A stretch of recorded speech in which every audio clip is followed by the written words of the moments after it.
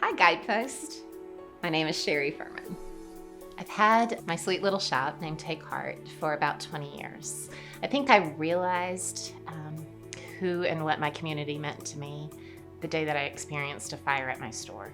And when I was running down the street and saw the shop, after making sure that my friends who worked for me were safe, I stopped outside the door and looked up, and the first thing I saw was that the prayer tree was completely untouched. That even though there was flame shooting through the window, that those prayers from the people who had written them, they refused to burn. A lot of people have asked me how the prayer tree started. And in a corner, I had a whole bunch of wooden hearts that was hanging from twine. And then there was this voice in my heart that clearly said, put them in a bowl, put some pins next to them, and put them out near the garden.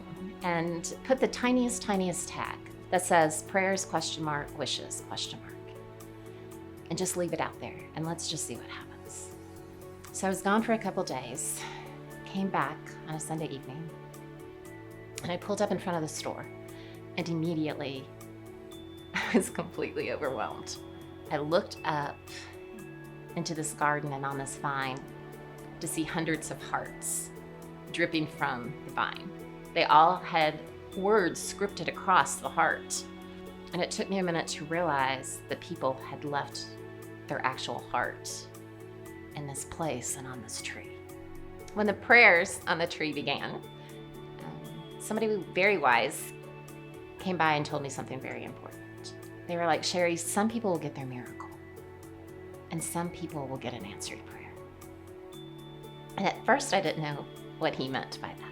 And then soon after, I realized what he was saying, because we have seen so many miracles. We have seen prodigals find their way home. We have seen people cured of cancer.